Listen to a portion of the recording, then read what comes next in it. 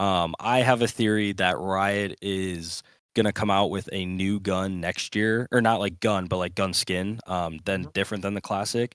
And that's why they're doing a classic again.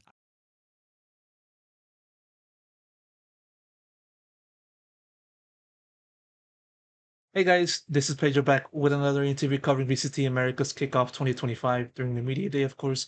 And for this occasion, I'm here accompanied once again by Zellsis of Sentinels. First time in 2025, and have him here talk to me about the team and everything else as we get now gear up for kickoff. And so, Zellsis, thank you so much. Really do appreciate it for giving me a chance to talk to you at the start of the year. And so, what I want to touch upon first and foremost is just sort of the off season, because obviously when it comes to Sentinels, we see the addition of Bang and Narrate into the squad for Saucy Intense, and of course the latter two decided to retire, and then you guys had to kind of work that out.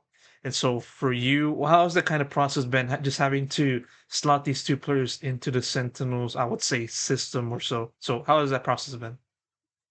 I think the process has been challenging for sure. Obviously, when I first came on to Sentinels, I was the sixth man, and then slotted into the flex role with Tens and Saucy, as you said. I think with this roster, it was a little bit different. We had to do a little bit of role finding. We switched a little bit of roles. Like John went to initiator.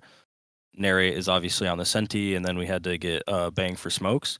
I think with this roster, it's just a little bit it's a little bit different in, the mentalities for the off season. I think we I think it was more so we were just trying to find, like, our own selves, like, our identity, because obviously losing 2, like I guess losing 2 veterans is is not easy, right? You have to kind of go back to the drawing board and figure things out, but it's been challenging for sure.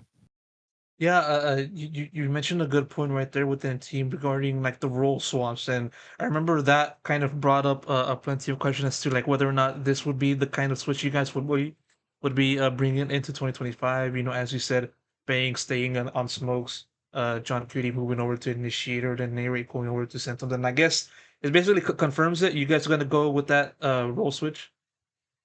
Yeah, I think it's what we've I think it's what we've, obviously things could change, right? Like if we think or like if we lose a game or it doesn't work or something like that, we'll have to figure things out. We'll have to move pieces around. But I think for us, like that is the roles that we've decided that is best for us, best for our team, best for how we want to move forward. I can't really say like I mean, it's just what we have to see, like what works, right? And for us, like obviously in practice, it's been working really well for us. In the off season, we didn't really get the results that we were hoping for, but we got the learning experience, I guess, that we were looking for. Obviously, I've said before in another interview that last year was a lot. Our off season was a lot different mentality focus wise. I think last year we were strictly going for like winning.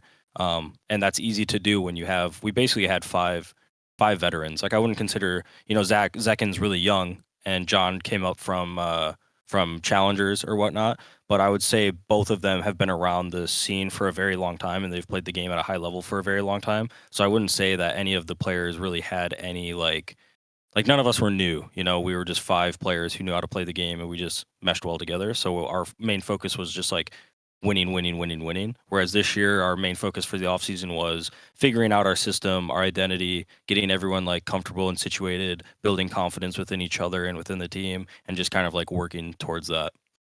How would you kind of describe the identity of Sentinels right now? Do you feel like it's 100% fleshed out, as we now gear up for kickoff? I think I think the road we're on right now is definitely the one we want to stay on. Obviously, if there's bumps in the road, then things will change. But I think what we're doing right now is the formula for us.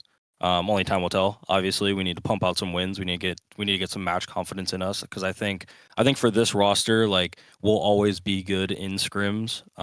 So we need to make sure like we're learning and we're doing the things right. But I think a big thing will come when we get to match time, and it'll be like match experience, match mentality, things of that nature. And I think we just need to keep ironing out matches and playing matches and going from there.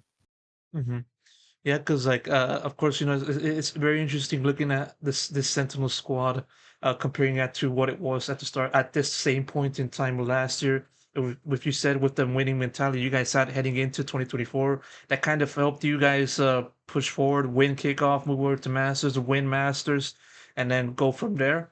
And it's interesting listening to the contrast that you kind of been describing how this current Sentinel squad has been kind of moving through the offseason and then using that to then get into kickoff with the Ryan mindset, with the Ryan form and stuff like that. So, um, what do you think has been the biggest difference, or more so the biggest takeaway in terms of having to compare this off season compared to last year's off season?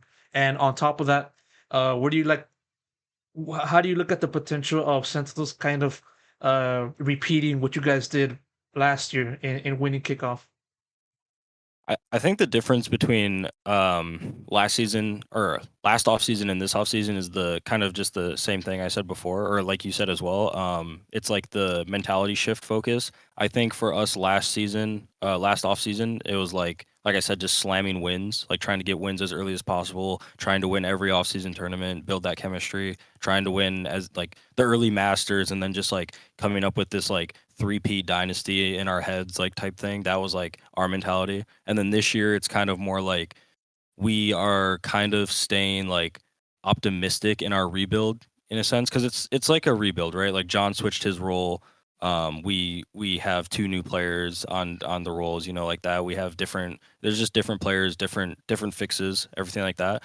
And I think for us, obviously, we still want to win. Like you know, as a competitor, you always want to win. But I think our mentality focus is like learning as a team and individuals, and then focusing on getting to champs and winning champs. That's our I think that's like the main goal for like our team, and then obviously the main goal for Sentinels as well. But that doesn't take away from us trying to like you know win everything outside of that because you know everyone wants to chase masters, everyone wants to chase like regional trophies, and everyone wants to chase the champs. But I think the main focus for us is keeping like an optimistic view of like what's in front of us, and yeah. How hard does it then make it for you guys to play with that mindset, play with that approach, with the addition of Tejo and Vice and Lotus Fracture returning? How difficult does that put into that kind of approach, given that for Tejo, Fracture, and Lotus, it's basically being thrown into you guys like literally at the start of the year? I definitely think there could be. I mean, I know Riot has their ways of Riot has their ways of how they do things, and I won't sit here and complain about all the things that I think Riot could do better because I think everyone everywhere in the world could do always do better somewhere, right? But I do think like when it comes to maybe not maybe the words of competitive integrity isn't the right way of putting it, but like competitiveness is like I mean, what it like in for example, like what's the point of an off season if by the start of the season you're just switching everything anyway, right? Like you're switching the meta, you're coming out with a new agent, you're switching maps. And I do think Riot needs to do that. And I've always been like stood on that firm that pro players need to be able to adapt. That's the whole point of being a pro at the top level is when your game changes or when a game changes, you need to be able to adapt to different things that are happening, right? That's how you stay at the top, that's how you stay good, that's how you stay fresh. But I do think when it comes to Valorant's off seasons and then it comes to starting the season, I do think it could be better in the sense of giving us more time to be able to work with what they're changing. Because like for pro players, like for example, December is like the only time pros have off, right? And I think that goes across for a lot of esports actually. Like a lot of esports, December is the only time that pros have off, and that's when people want to go home, Christmas, New Year's, like you want to see your family. A lot of people, like I think like 90% of pros are away from home in Valorant at least, right? So December is the only time that you really get off. But then as a pro or as like a team, when there's like a new change, a new meta, a new agent, like you don't really feel that like comfortability of being home with your family and like kind of relaxing for the first time in the whole year because you have to go back to the drawing board, right? So I do think Riot could be a little bit better about you know, changing the meta a little bit beforehand, maybe like doing it in October, November, and then just kind of seeing how it plays out. And then maybe after like kickoff, they change it again. Cause I know they're doing this whole schedule thing where they give like an extra month or something between masters, I think they're doing. So I think they could test it that way. But again, like it's really hard for Riot to do. Like I can't really blame them because it's like in their heads, it's like when do they do these changes? You know what I mean? They can't give too much time because then the game is just stale and it's just like the same thing for 6, 7, 8 months, right? But then at the same time, if they do it mid-season, people are going to find a way to complain either way. So it's very like it's very hard to go back and forth on like when they should do these things.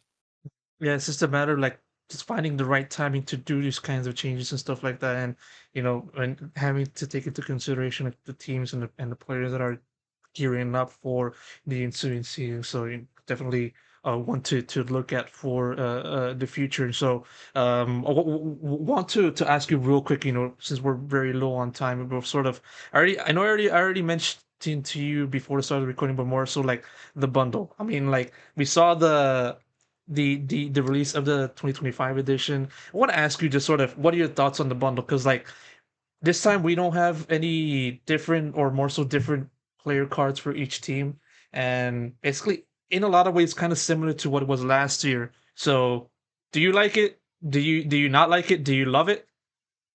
I mean, obviously, I love it. Like, I gotta promote the Sun Bundle. I'll always promote it. But I can admit that like okay, the classic this year I think is better than last year. I think I stand by that. Obviously, all the banners are the same, so it's a little bit different.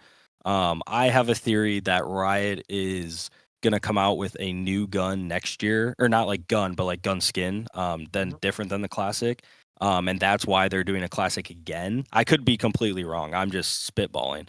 And that's why they're doing it again this year so that they have time to work on it or to work on it for the next bundle or whatever the case may be.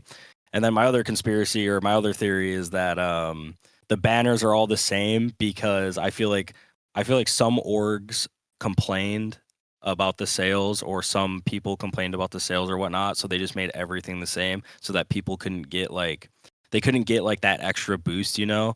But like I feel like that's just business. Like if you have a bigger fan base, you're gonna sell more. If you have a better product, you're gonna sell more. Like it's just how it is. If you win, you're gonna sell more. You know what I mean? So I hope in the future Riot doesn't, or I hope my theories aren't that like on that case. But for me, I do like the Sun Bundle. I think a lot of the classics this year are very good. Even other teams, notably like 100 Thieves, NRG. I think they have really good classics. Even like APAC and APAC China and EMEA also have different classics and they're doing really well. For me, the banners just suck because people who aren't in esports and like they still see the esports tab in the store. If they like last year, like Lev had an insane banner, right? I think a Mhm. casual would still buy that even if they didn't know Lev or even if they didn't support Lev. But like this year now, I feel like casuals, I feel like it's fair to say that most casuals won't just buy these the banners because they're the same thing and it's not like it's not special, you know what I mean? Mhm. It's just like a guy with a team logo, which is still cool. I still think it's cool. Like Yeah. people are still gonna buy it to support their favorite teams, but when you're trying to hit like a whole fan base or a whole player base is a better way to put it, a whole player base, you kind of have to tend to like that casualness. You know what I mean? Yeah, it's just makes it much more difficult, I would assume, for you guys to kind of promote it because as the number one bundle promoter of anything, the self-proclaimed Jordan Belfort Wolf of Wall Street. I mean, it makes it pretty difficult. And so I want to ask you more about that, but I'm getting the pings to wrap up, so I'm going to do exactly that. Zellsis, thank you so much for giving me the time to talk to me about the team and everything else relating Thank to you. the team. And of course, best of luck goes to you in kickoff. Thank you.